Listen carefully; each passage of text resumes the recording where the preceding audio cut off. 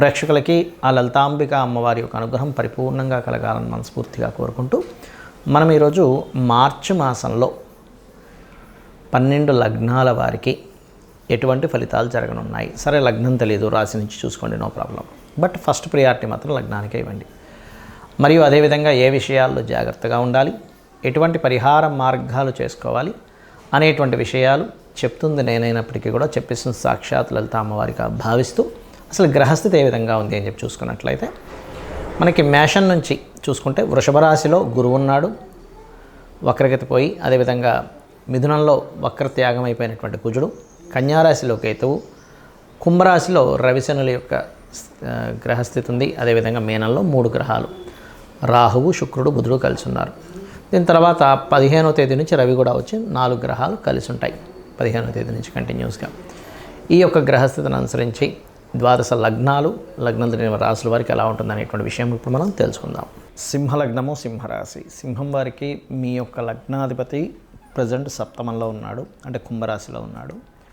అలాగే అష్టమంలోకి 15వ తేదీ నుంచి మారడం జరుగుతుంది. లగ్నాధిపతి ఎప్పుడు కూడా సప్తమ స్థానంలో, అది కూడా కుంభరాశిలో ఉన్నప్పుడు పర్టికులర్గా మీకు మీరు డిజైర్స్ ఏవైతే ఉంటాయో డిజైర్స్ని అనుకూలించేటువంటి సమయంగా చెప్తారు సప్తమంలో ఉన్నప్పుడు. అలాగే మీరు వివాహ సంబంధాలు వెతుక్కోవడానికి, అలాగే కెరియర్ పరంగా కూడా బికాజ్ ఆఫ్ సాటర్న్ సైన్ అది. కాబట్టి 15వ తేదీ లోపల మీరు ఏదైతే accounts are finance related anything కళా సంబంధించినటువంటి ఇట్లాంటి రంగాల్లోకి వెళ్ళడానికి అనుకూలించేటువంటి సమయం మొదటి 15 రోజులు. మరి దాని తర్వాత ఏమిటండి అంటే అష్టమంలోకి వెళ్తాడు. అష్టమంలోకి వెళ్ళినప్పుడు లాట్ ఆఫ్ ప్లానెట్స్తో అక్కడ కలిసి ఉంటాడు. కాబట్టి కొంచెం అక్కడ కొన్ని సడన్ ఇన్సిడెంట్స్, సడన్ నిర్ణయాలు తీసుకునే విషయాల పట్ల కాస్త జాగ్రత్తగా ఉండండి. ముఖ్యంగా మీరు ధనానికి సంబంధించిన విషయంలో, ధన సంబంధించినటువంటి అంశాల్లో కేతు 2వ స్థానంలో ఉన్నాడు. కాబట్టి కేతు అనేటువంటి ధనానికి కారకుడు అవుతున్నాడు మీకు ఇప్పుడు ప్రజెంట్ ఉన్న కండిషన్లో. కాబట్టి మీరు ఎవరికైనా ధనం ఇచ్చేటప్పుడు కానీ, ధనం తీసుకునేటప్పుడు కానీ, ధన సంబంధించినటువంటి విషయాల్లో కానీ పర్టికులర్గా మీరు చేసేటప్పుడు ఈ కేతు మారే వరకు కూడా గణపతిని ఎక్కువగా ఆరాధిస్తూ ఉండండి. ఎంత మీరు గణపతి ఆరాధన చేస్తుంటే అంత బాగుంటుంది చూసుకున్నట్లయితే. అదేవిధంగా కాస్త షార్ట్ జర్నీస్ అధికంగా ఉంటాయి. ఇప్పుడున్నటువంటి అష్టమంలో ఉండే గ్రహాల వల్ల ఆల్ ఆఫ్ సడన్గా ఏదో ఊరు వెళ్ళడం, ఆల్ ఆఫ్ సడన్గా ఏదైనా దేవతాలయాలకు వెళ్ళడం లాంటివి ఎక్కువగా జరుగుతూ ఉంటాయి. మరియు అదేవిధంగా హోమ్ లోన్స్, ఎప్పటి నుంచో లోన్స్ కోసం ట్రై చేసేటువంటి వారికి ఖచ్చితంగా ఆ లోన్స్ అనేటువంటిది లభ్యం అవ్వడం జరుగుతుంది. కొంచెం సంతానం గురించి కొంత స్ట్రెస్ ఉంటుంది.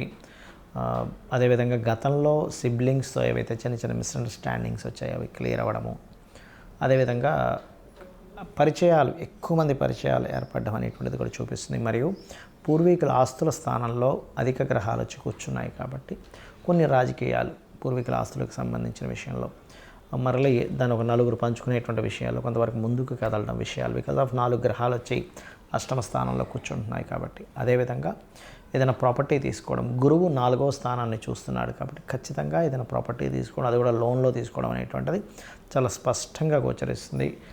మీ యొక్క లగ్నానికి రాజయోగ కారకుడైనటువంటి కుజుడు లాభస్థానంలో 4, 9 అధిపతి లాభస్థానంలో ఉన్నందుకు పర్టికులర్గా కొంత ఈ 4, 9 అనేటువంటిది విద్యాస్థానంగా చెప్తారు. మరియు స్పిరిచువల్ స్థానం కూడా 9వ స్థానం. కాబట్టి స్పిరిచువల్గా కొంత మీకు క్లారిటీ పెరగడం కానివ్వండి, అదేవిధంగా విద్యాపరంగా కొన్ని లాభాలు కలగడం కానివ్వండి, వాహన పరంగా, గృహపరంగా కొన్ని లాభాలు కలగడం కానీ అనేటువంటిది చాలా స్పష్టంగా వచ్చేస్తుంది. కాకపోతే మీరు ముఖ్యంగా తీసుకోవాల్సిన నిర్ణయాలు, ఎవరికైనా మనీ ఇచ్చేటప్పుడు కొంచెం జాగ్రత్తగా ఉండండి.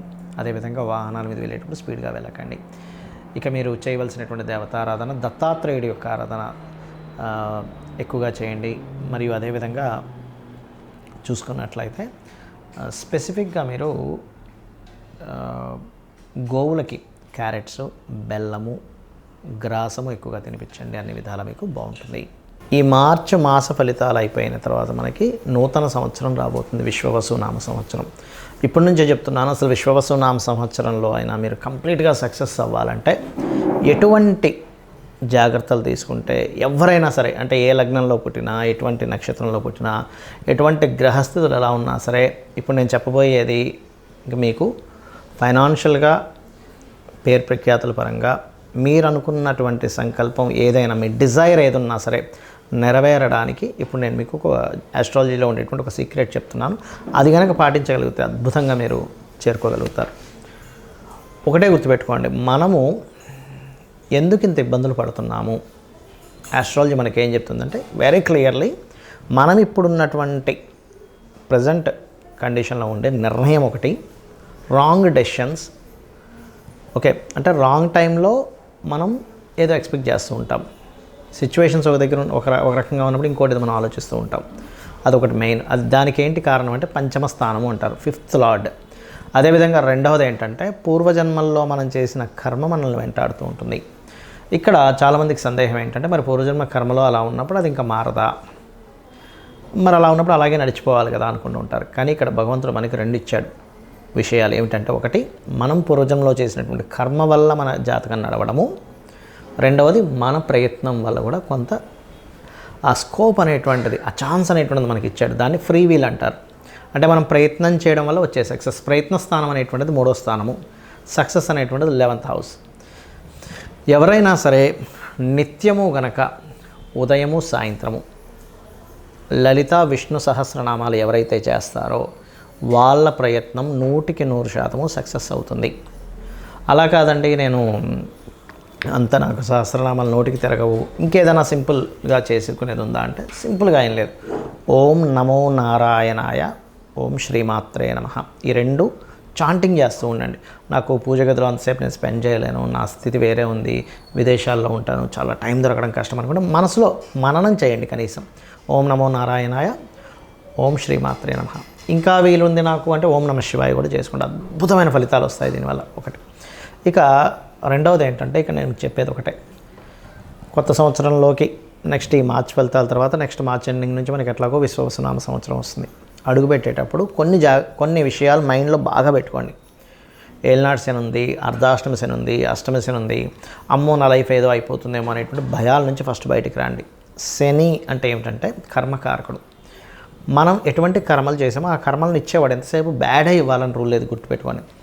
మనకి ఒక అద్భుతంగా ధనం సంపాదిస్తున్న శనే కారకుడు దానికి. Because of natural 10th and 11th lord ఆయన. 10th అంటే కర్మ, 11th అంటే లాభాలు.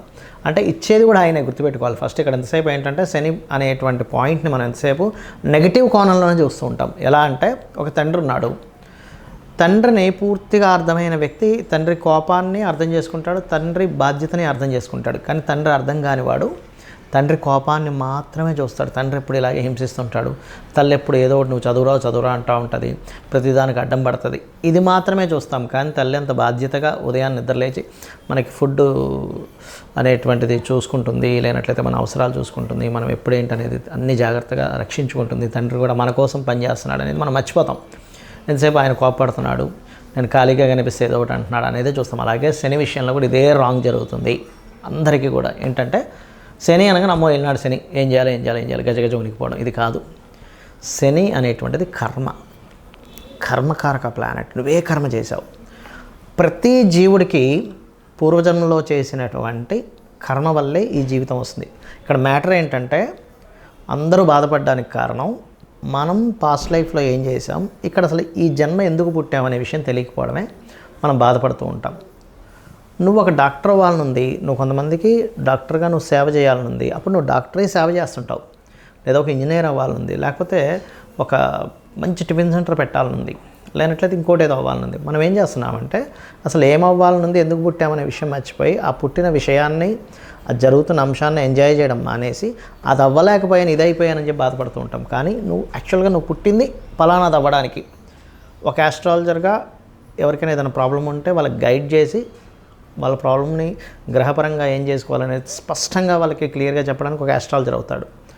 అదేవిధంగా ఒక డాక్టర్ ఆ రోగాన్ని నివారించడానికి ఒక డాక్టర్ అవుతాడు. ఒక ఇంజనీర్ చక్కటి బ్రిడ్జెస్ లేకపోతే ఇల్లు కట్టుకోవడానికి ఇంజనీర్ అవుతాడు. అంటే అది కర్మ.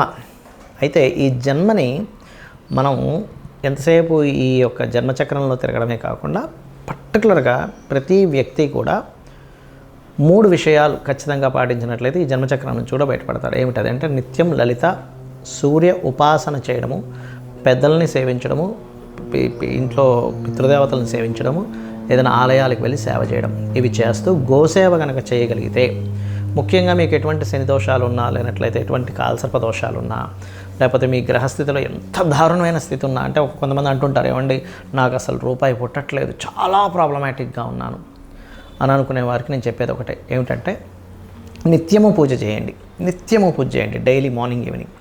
ఏమంటే మాకు అది సరిపోవట్లేదు, నిత్యం పూజ చేస్తున్నాను, ఒక యంత్రం పెట్టుకోండి చక్కగా. ఆ యంత్రాన్ని ఒక రాగిదాంతో చేస్తారు. ఆ యంత్రానికి ఏంటంటే జలావాసము, పుష్పవాసము, ధాన్యవాసం చేసి దానికి శక్తిని చేకూర్చి దానికి జపం చేసి ఇస్తారు. యాక్చువల్గా అది ఇస్తుంటారు, కొంతమంది అడిగినప్పుడు నేను కూడా ఏర్పాటు చేశాను. బట్ ఏంటంటే మీరు ఎక్కడైనా కూడా తీసుకోవచ్చు అది. అయితే ఇక్కడ ఏంటంటే దాన్ని కనుక చేయగలిగితే ఇంకొంచెం స్ట్రెంత్ పెరుగుతుంది మీకు. అందరూ కూడా ఓం శ్రీమాత్రే నమః అనే మంత్రమైన కనీసం చేసుకోండి. అన్ని విధాల మీకు రక్షణ లభిస్తుంది అమ్మవారితో. శ్రీమాత్రే నమః.